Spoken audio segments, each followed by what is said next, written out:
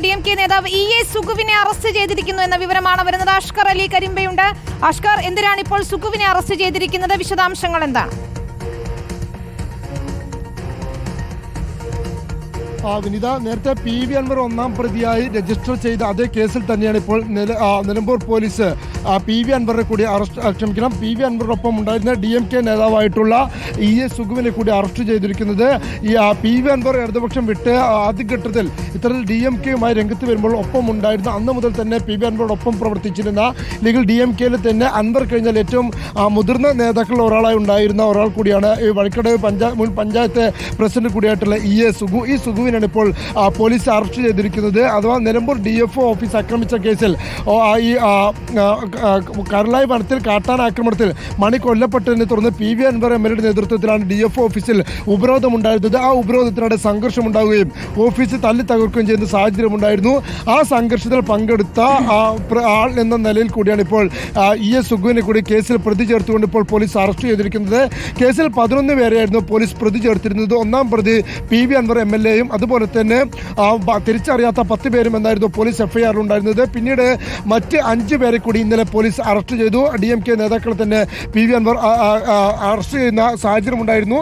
അതിനുശേഷമാണ് ഇപ്പോൾ EA സുഗുവിനെ കൂടി പോലീസ് അറസ്റ്റ് ചെയ്തിരിക്കുന്നത്. വഴിക്കടവ് വെച്ചാണ് ഇപ്പോൾ അറസ്റ്റ് ചെയ്തിരിക്കുന്നത്. അതിനുശേഷം അല്പസമയത്തിനകം തന്നെ സുഗുവിനെ നിലമ്പൂർ പോലീസ് സ്റ്റേഷനിലേക്ക് എത്തിക്കും. DMK നേതാവ് EA സുഗുവിനെ കൂടി അറസ്റ്റ് ചെയ്തിരിക്കുന്നു എന്ന വിവരമാണ് ഇപ്പോൾ പുറത്തു വരുന്നത്. PV അൻവറിന് ജാമ്യം ലഭിച്ചതിന് പിന്നാലെയാണ് DMKയുടെ മറ്റൊരു നേതാവിനെ അറസ്റ്റ് ചെയ്തിരിക്കുന്നത്. മുൻ CPMന്റെ നേതാവാണ്. അൻവറിനൊപ്പം DMKയിലെത്തിയ ആൾ കൂടിയാണ്. എല്ലാ ബുധനാഴ്ചയും ഹാജരാകണം എന്നൊരു ജാമ്യ വ്യവസ്ഥയാണ് PV അൻവറിൻ്റെതായി വരുന്നത്. ഉണ്ണി ബാലകൃഷ്ണൻ നമ്മോടൊപ്പം തുടരുന്നുണ്ട്. ശ്രീ ഉണ്ണി ബാലകൃഷ്ണൻ, PV അൻവർ MLക്ക് ജാമ്യം ലഭിച്ചിരിക്കുന്നു. പക്ഷേ DMKയുടെ മറ്റൊരു നേതാവിനെയാണ് ഇപ്പോൾ അറസ്റ്റ് ചെയ്തിരിക്കുന്നത്. അതായത് പ്രതിപക്ഷം ആരോപിച്ചതുപോലെ PV അൻവർ ആരോപിച്ചതുപോലെ ഇത്തരത്തിൽ എതിർ ശബ്ദം ഉയർത്തുന്നവരെയെല്ലാം അറസ്റ്റ് ചെയ്യുക എന്നതിലേക്കാണോ കാര്യങ്ങൾ പോകുന്നത്? ഇപ്പോൾ അൻവറിന് ജാമ്യം കിട്ടിയതിന് പിന്നാലെയാണ് സുഗുവിനെ അറസ്റ്റ് ചെയ്തിരിക്കുന്നത്. നിശ്ചയമായും വിനീത, ഘട്ടം ഘട്ടമായിട്ടുള്ള ഈ അറസ്റ്റുകളെല്ലാം സൂചിപ്പിക്കുന്നത് ഒരർത്ഥത്തിൽ ഭരണകൂട ഭീകരത എന്നൊക്കെ നമുക്ക് കേരളത്തിലും പറയാവുന്ന ഒരു സാഹചര്യം ഉണ്ടാകുന്നു എന്ന സംശയം ഉയർത്തുന്നുണ്ട്. നമുക്ക് നേരത്തെ അറിയുന്നത് പോലെ PC ജോർജ് MLA PC ജോർജിനെ അറസ്റ്റ് ചെയ്യുന്നൊരു സാഹചര്യം ഉണ്ടായിരുന്നു. അത് കഴിഞ്ഞപ്പോൾ രാഹുൽ മാങ്കൂട്ടത്തിലിനെ അറസ്റ്റ് ചെയ്യുന്നൊരു സാഹചര്യം ഉണ്ടായിരുന്നു. ഏറ്റവും ഒടുവിൽ PV അൻവറിനെ അറസ്റ്റ് ചെയ്യുകയുണ്ടായി. ഇത്തരത്തിൽ പൊതുപ്രവർത്തന രംഗത്ത് നിൽക്കുന്ന പ്രധാനപ്പെട്ട വ്യക്തിത്വങ്ങളെ അറസ്റ്റ് ചെയ്യുക എന്നുള്ളത് സർക്കാരിനെതിരെ സംസാരിക്കുന്ന സമയത്തൊക്കെ പോലീസിനെ ഉപയോഗിച്ച് അവരെ നിശബ്ദമാക്കാൻ ശ്രമിക്കുന്ന ഒരു ഇടതുപക്ഷ രീതിയല്ല. യഥാർത്ഥത്തിൽ ഇത്തരത്തിലുള്ള ആക്രമണങ്ങൾ നേരിട്ടിട്ടുള്ള ആളുകളാണ് ഇടതുപക്ഷ പ്രവർത്തകരും നേതാക്കളും ഒക്കെ. എന്നാൽ അവർ ഭരണത്തിലിരിക്കുമ്പോൾ ഇങ്ങനെ പൊതുപ്രവർത്തകരെ പോലീസിനെ ഉപയോഗിച്ച് അറസ്റ്റ് ചെയ്ത് പീഡിപ്പിക്കുന്ന രീതിയിലേക്ക് പോകുമ്പോൾ നിശ്ചയമായും അത് ഭരണകൂട ഭീകരത എന്ന് തന്നെ വിശേഷിപ്പിക്കേണ്ടി വരും. ഇപ്പോൾ സുഗുവിനെ അറസ്റ്റ് ചെയ്യുന്നു. സുഗുവിനെ അറസ്റ്റ് ചെയ്യുമ്പോൾ നമുക്കറിയുന്നത് പോലെ നിലമ്പൂരിൽ PV അൻവർ ആദ്യമായി സമ്മേളനം നടത്തുമ്പോൾ ജനങ്ങളെ അഭിസംബോധന തീരുമാനിക്കുമ്പോൾ സുഗു ആയിരുന്നു അന്ന് വന്നിട്ട് സ്വാഗത പ്രസംഗം നടത്തിയത്. ആ പ്രസംഗത്തിലൂടെ അദ്ദേഹം വളരെ ശക്തമായി തന്നെ CPMനെതിരെയും അതുപോലെ തന്നെ സർക്കാരിനെതിരെയുമുള്ള ആരോപണങ്ങളും ആക്ഷേപങ്ങളും ഉന്നയിച്ചിരുന്നു. നമുക്കറിയാമല്ലോ, CPMന്റെ മുൻകാല പ്രവർത്തകനാണ് സുഗു. ആ പാർട്ടി വിട്ടുകൊണ്ട് PV അൻവറിന് ഐക്യദാർഢ്യം പ്രഖ്യാപിച്ച് അദ്ദേഹത്തോടൊപ്പം നിലപാടെടുത്തയാളാണ് സുഗു. ഇപ്പോൾ PV അൻവറിനെ അറസ്റ്റ് ചെയ്ത് അദ്ദേഹത്തിന് ജാമ്യം ലഭിച്ച് പുറത്തിറങ്ങുന്നതിന് തൊട്ട് മുമ്പ് തന്നെ സുഗുവിനെ അറസ്റ്റ് ചെയ്യുമ്പോൾ നിശ്ചയമായും സർക്കാരും പോലീസും നൽകുന്ന ഒരു സന്ദേശമുണ്ട്. അഥവാ പോലീസിലൂടെ സർക്കാർ നൽകുന്ന ഒരു സന്ദേശമുണ്ട്. CPM വിട്ടുപോകുന്നവർക്ക് എതിരായിട്ടും CPMനെയും അതേപോലെ തന്നെ സർക്കാരിനെയും വിമർശിക്കുന്നവർക്കെതിരായിട്ടും അതിശക്തമായ നടപടികൾ പോലീസ് മുഖേന നടത്തും എന്ന നിലയ്ക്കുള്ള ഒരു സന്ദേശമാണ് നൽകുന്നത്. നിശ്ചയമായും അതൊരു ഏകാധിപത്യ പ്രവണത തന്നെയാണ്. ഇന്നലെ ഇപ്പോൾ നമുക്കറിയുന്ന പോലെ PV അൻവർ ഒരു ജനകീയ വിഷയം ഉന്നയിച്ചാണ് സമരം നടത്തിയത്. ആ ജനകീയ വിഷയം ഉന്നയിച്ച് സമരം നടത്തുന്നതിന് മുമ്പ് തന്നെ പലതരത്തിലുള്ള കേസുകളും PV അൻവറിനെതിരെ ചാർജ് ചെയ്തിരുന്നു. ആ ചാർജ് ചെയ്ത കേസുകളൊന്നും അദ്ദേഹത്തെ അറസ്റ്റ് ചെയ്തിരുന്നില്ല.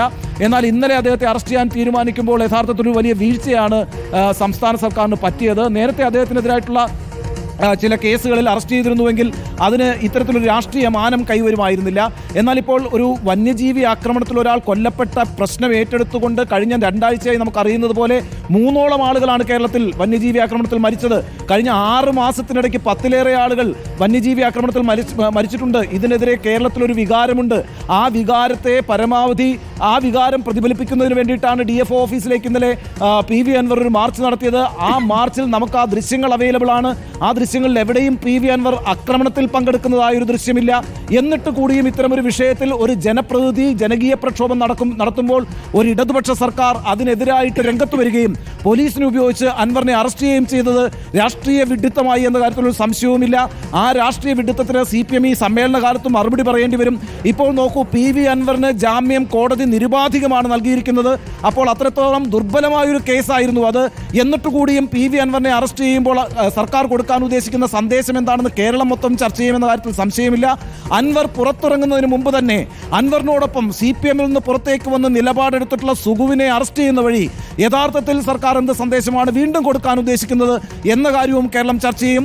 ഏതായാലും ഒരു രാഷ്ട്രീയമായിട്ടുള്ള തിരിച്ചടി സംസ്ഥാന സർക്കാരിനുണ്ടാകുമ്പോൾ രാഷ്ട്രീയമായൊരു ഉയർത്തെഴുന്നേൽപ്പാണ് PV അൻവറിനെ സംബന്ധിച്ചിടത്തോളം ഇന്നത്തെ ഈ പൊളിറ്റിക്കൽ ഡെവലപ്മെന്റ് എന്ന് പറയാതിരിക്കാൻ കഴിയില്ല. കാരണം അത്ര വലിയ പിന്തുണയാണ് UDF-ൽ നിന്ന്, UDF-ന്റെ നേതൃത്വത്തിൽ നിന്ന് PV അൻവർ ഉണ്ടായിരിക്കുന്നത്.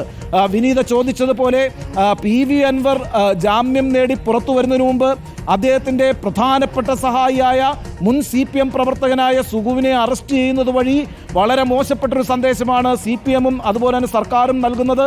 ഇതിനെ ഭരണകൂട ഭീകരത എന്ന് തന്നെ വിശേഷിപ്പിക്കേണ്ടി വരും. തങ്ങളുടെ പാർട്ടിക്കെതിരായിട്ടും തങ്ങളുടെ സർക്കാരിനെതിരായിട്ടും വിമർശനങ്ങൾ ഉന്നയിക്കുന്നവരെ പോലീസിനെ ഉപയോഗിച്ച് പീഡിപ്പിക്കുമെന്ന സന്ദേശമാണ് CPM-ഉം സംസ്ഥാന സർക്കാരും നൽകാൻ ഉദ്ദേശിക്കുന്നതെങ്കിൽ പ്രതിപക്ഷത്തിന് ശക്തമായി ഒരു സമരരംഗത്തേക്ക് വരേണ്ടി വരും. ആ സമരത്തെ കേരളം ഏറ്റുവാങ്ങും എന്നുള്ള സാഹചര്യവുമുണ്ട്. കാരണം ഇത്തരത്തിലുള്ള പോലീസ് അതിക്രമങ്ങളെ ഒരിക്കൽ പോലും അംഗീകരിക്കുകയോ വെച്ചുപൊറിപ്പിക്കുകയോ ചെയ്തിട്ടില്ലാത്ത സംസ്ഥാനമാണ് കേരളം. യഥാർത്ഥത്തിൽ ഇടതുപക്ഷ സർക്കാരുകൾ ജനകീയ പ്രക്ഷോഭങ്ങളെ അംഗീകരിക്കുകയും അതിനോട് അനുഭാവപൂർണ്ണമായ സമീപനം എടുക്കുകയാണ് ചെയ്യേണ്ടത്. ഇവിടെ ഇപ്പോൾ ഇടതുപക്ഷ സർക്കാർ തങ്ങൾക്കെതിരായി നിൽക്കുന്ന ആളുകളെ പോലീസിനെ ഉപയോഗിച്ച് അറസ്റ്റ് ചെയ്ത് പീഡിപ്പിക്കാൻ ശ്രമിക്കുമ്പോൾ കേരളം ഒന്നടങ്കം അതൊരു രാഷ്ട്രീയ വിവാദമായി മാറുമെന്ന കാര്യത്തിൽ തർക്കമില്ല. ഈ ഏറ്റവും ഒടുവിലത്തെ സുഗുവിൻ്റെ അറസ്റ്റ് എന്ന് പറയുന്നത് അടുത്ത തിരിച്ചടിയായി മാറും എന്ന് തന്നെ വേണം നമ്മൾ പ്രതീക്ഷിക്കാൻ. വിനീത.